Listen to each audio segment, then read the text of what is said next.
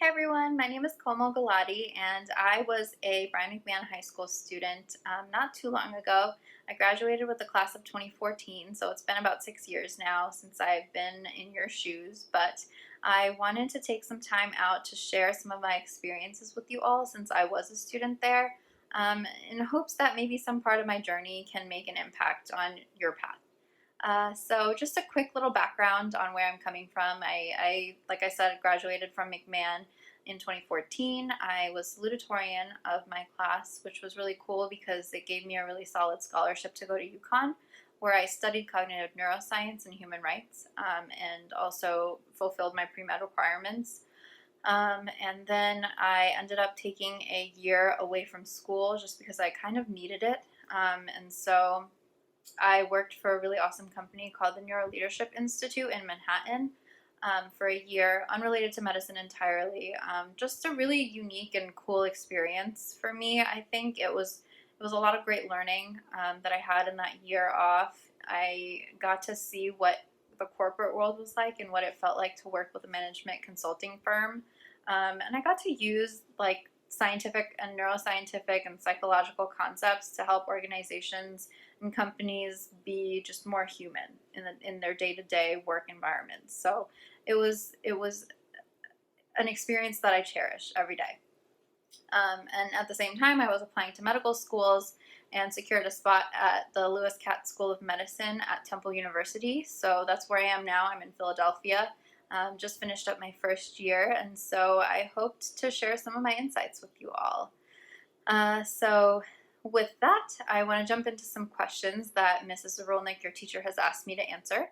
Number one is, what was your experience like as a student at Brian McMahon High School? So I will say that I think I had a very standard, happy 4 years there. I think I complained a lot, like any teenager does when I was in the moment. There's obviously drama with friends. You don't feel like anyone's there to help you when you're like that age and when you're going through everything that you're going through. But I think for me, I was always really fortunate, especially looking back, in that I always had a great support system around me. And that's true to this day. I had a great group of friends who I'm still in touch with from high school. I had just good teachers there to support me, and I'll talk a little bit more about them in the next question. And of course, my family. I have always had a really loving and supportive home life. And so for me, I think that has always been a really big part of the success and happiness that I've been able to find in life. Moving into the next question, when did you know that you wanted to pursue a career in medicine? So I want to acknowledge two of my McMahon teachers in this question, and that would be first Mr. Such, who I had for freshman honors bio. If you had asked me in 8th grade what I wanted to do for a living, doctor would have been the absolute bottom of the list because I have always hated doctors. If you went to the pediatrics office and you heard someone down the hall screaming and making a fuss and like 3 nurses rushing in to hold them down just to get a flu shot, that kid was me. I have never been a fan of doctors or shots or anything medical related. So it was weird to me that when I got to 9th grade and I took that science class with Mr. Such, I actually really, really enjoyed it. I thought he was a great teacher. I thought the subject was interesting. And so that was the first time where I strongly considered just science. So then I got to junior year of high school, and ultimately somehow nothing else fit in my schedule besides anatomy and physiology with Mrs. Q. It was a class that I was kind of scared about because I had heard that it was tough, but nothing else really worked in my schedule, which was kind of a facet of being a music student, where I had limited options at times when it came to picking schedules. But that year it worked out in my favor because I met Mrs. Q. I took a great class. She was super cool. She was so nice. And she kind of recognized that anatomy was a strength of mine. And so she encouraged me to look more into medicine and to healthcare. And so she recommended me for this medical youth forum in Boston that summer, which I attended. It was a 2-week-long program where I got to meet students from all over the country who were interested in medicine but not really sure, and kind of just wanted to explore the healthcare field a little bit more. So what it did was just kind of give us exposure to what a path in healthcare might look like for us. And so it was really eye-opening, and for me, I think that that really solidified my drive to go for medicine. So that's kind of, I would say that junior year summer was where I had decided that that's what I wanted to do. So you have time. All that to say, you don't have to know right now. It's just really awesome that you're getting the chance to explore it this early on. So I would say stick with it, see if it's what you like. If not, there's a zillion other options out there. Question 3 here asks, how did Brian McMahon prepare you for your future career, if it did at all? I think that a lot of times when you're in high school, you feel like you don't understand what the point is to learning all the material that you learn. So you always ask, when am I ever going to use PEMDAS again? When is SOHCAHTOA going to be relevant to me? Why do I need to know that mitochondria is the powerhouse of the cell? Unless you go to medical school, of course. And the fact is that those are valid questions. You're never going to use those again. But you're going to use the way that you think through things, and especially the way that you think through social situations, over and over again. And I think that who you decide to be in high school and how you decide to engage with other people and deal with the drama that comes your way, whether that's with friends or teachers or family, whether that's a breakup with your first ever partner, the way that you learn to deal with that and grow through it, that's what stays with you. And that's what kind of informs how you go about your day-to-day interactions for the rest of your life, I would say. And in the context of McMahon and Norwalk, what I continue to treasure to this day is how much McMahon and Norwalk really value its diverse population. I think that it represents not only diversity, but also inclusion, which is a really big thing to think about. It's some place that loves to celebrate our differences and to bring cultures together and to learn from each other and support each other in ways that I don't think I've seen outside of Norwalk necessarily. And I really value that to this day. I think that that's really hard to find, and that's something that you should treasure while you're there. And just learn from each other and understand that different people bring their own stories and experiences and perspectives to the table, and there's something to be valued in all of those. You realize that the person sitting next to you in class might have a smile or might have a frown on their face one day, but you might not know what's under that, right? You might not know what's going on in their home life. You might not know why they're acting the way that they're acting.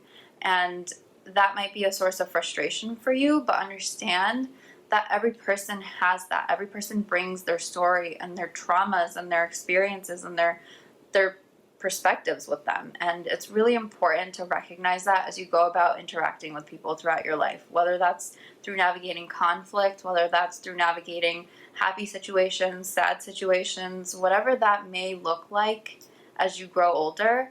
It's so important that you realize that the way you interact with people can have a huge impact. And for me, that's something that started when I was in high school, I would say. Something that I still carry with me and try to keep in mind that people have their own traumas that they're dealing with, and that a lot of times that's what they speak from. So if they say something that strikes you in a poor way, just remember that it's not always about you. It's not a reflection on you. It might even be just a reflection on how they're feeling and something that they're going through. So keep that in mind. There's more than one perspective to every given situation, and I think that we would all do really well to give each other patience and understanding more than not. This last question here says, what advice would you give to our medical academy students who are interested in pursuing a career in medical science, whether it's an MD, DO, RN, etc.? And what I will tell you is that at every point along this path, you're going to have people who try to convince you to get out of it for one reason or another. They're going to give you a zillion reasons to quit, and you have to rise above it. And you have to keep those good people around you who are going to continue to be a source of encouragement and light for you.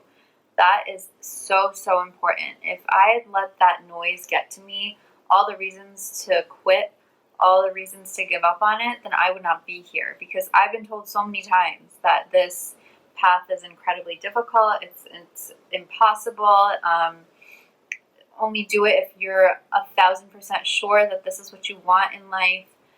And while those things are not completely false, it is difficult, and you do have to be sure that this is what you want to do, but it's not impossible, right? It's a career path. It's a choice that you make, and it's a choice that you have to actively make every day that you wake up and say, yes, this is still what I want to do. Yes, this is why I'm working hard towards this goal, and I'm not going to give up on it, no matter what anybody says to me.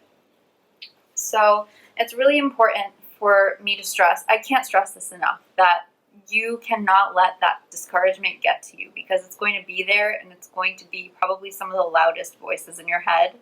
But if you need something to oppose that, pick up the phone and call me. And I mean that, truly. I want that to be an open line of communication for you. If you need someone who is on the outside of where you are right now, and if you need someone to just give you some encouragement, I'm more than happy to be there, or just to listen if you need to sort of bounce ideas off of someone, or just talk to someone who's impartial to your situation.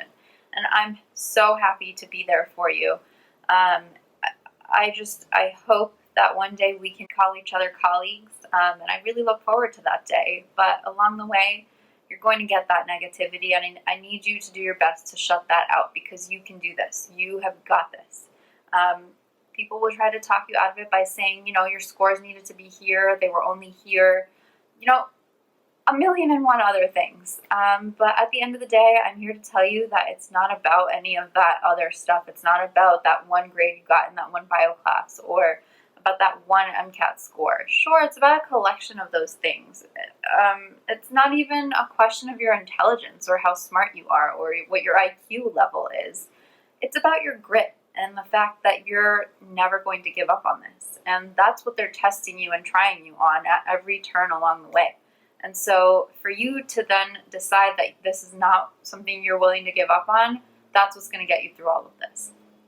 That's what's going to keep you going every day. And that image of the goal of getting to the end of that and starting your life and career and being exactly who it is that you want to be, and impacting people's lives exactly how you want to, and being a healer for other people. So if you ever need sort of help with that, one really, really great piece of advice that I got coming into medical school that I think continues to be a source of mental well-being for me is to spend at least 1 hour a day doing something that makes you really happy and that you love. Because that is something that will keep you sane and grounded and remind you of who you are. And even while you might have your nose in textbooks a lot, and even though you might study a lot of hours a day, none of that will make a difference unless you're keeping yourself mentally well. And for me, that comes from doing things that I love outside of school, and being a person outside of school, and remembering that school is just a part of my life. It's not in and of itself my whole life. And I will tell you that it took me a long time to learn that lesson, but I'm really glad that I got there as I came into medical school, because if I hadn't, this would be a really difficult process. And I'm really glad that I have that new perspective now that I didn't as an undergrad. And I hope that that's something I can leave you all with, and I really look forward to what's to come in your futures. And I'm so excited for you, and I'm so excited that you have these resources and are getting exposure to healthcare pathways early. I can imagine that's pretty exciting for you all. And if this is it for you, don't give up on it. Don't let that noise enter and impact the way that you go about this. Just continue on your path, and you will get there. It's not a matter of if you'll get there, it's a matter of when. So just keep going. I wish you nothing but luck and success on your journeys, and I hope to hear from you at some point along the way. All right, thank you so much for listening, everyone. Bye.